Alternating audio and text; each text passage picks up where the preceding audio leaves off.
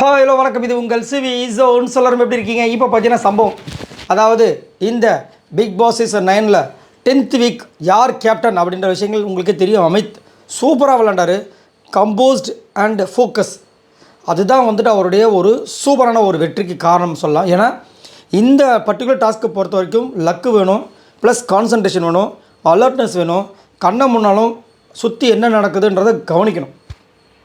ஃபுல்லாக எல்லாத்தையுமே கரெக்டாக பண்ணார் அமித். அது மட்டும் இல்லாமல் அவருக்கு பலம் வேறு, அது அவருக்கு ஆட் அண்ட் அட்வான்டேஜ். இதே வந்துட்டு விக்ரமுக்கும் இருந்துச்சு அப்படின்னு கேட்டிங்கன்னா அதில் தான் மிஸ் ஆகிட்டார்.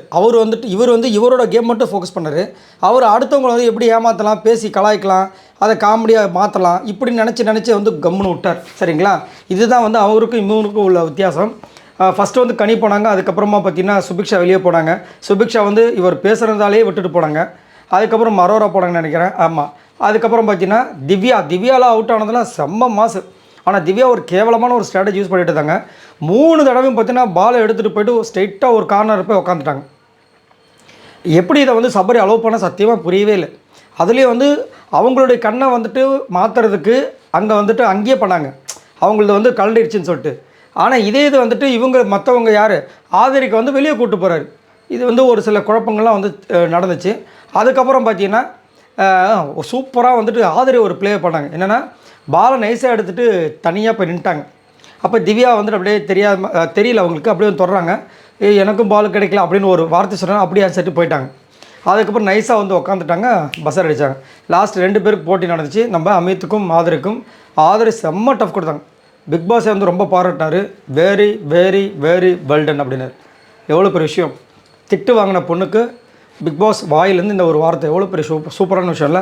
நல்ல ஒரு ஸ்போர்ட்டினஸ் கொடுத்தாங்க. உண்மையிலேயே அவருக்கும் இந்த பொண்ணுக்கு இணையே கிடையாது. ஆனால் அவர் 2-3 வார்டு கீழே தள்ளி விட்டுச்சு. அதெல்லாம் இந்த பொண்ணுக்கு திறமை, அந்த மாதிரி ஒரு திறமை. அதுதான் அந்த ஒரு துடிப்பு. நான் ஆதரிக்கிட்ட முதல்ல சொன்னது, அந்த துடிப்பு அந்த பொண்ணுக்கிட்ட இருக்குது. பட் சம்டைம்ஸ் அது லூஸ் ஆகிடுது. அதே மாதிரி இந்த வாட்டி ரிட்டர்ன் வந்தப்போ பயங்கரமாக பண்ணுவாங்க. நான் ரொம்ப அதெல்லாம் எதிர்பார்த்தேன்.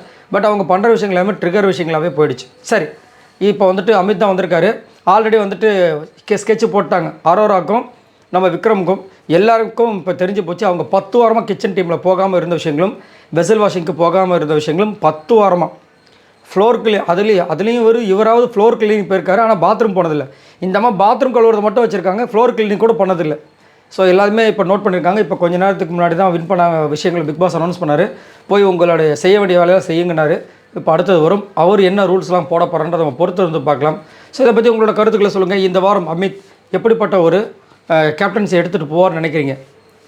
இல்லைங்க ஆதரி தான் ஜெயிச்சிருக்கணும் அப்படின்னு நினைக்கிறீங்களா? ஏன்னா ஒரு டைம் ஆதரி எடுத்துகிட்டு போய் ரேஸாக உட்காந்துட்டாங்க, பஸ்ஸர் அடிக்கல.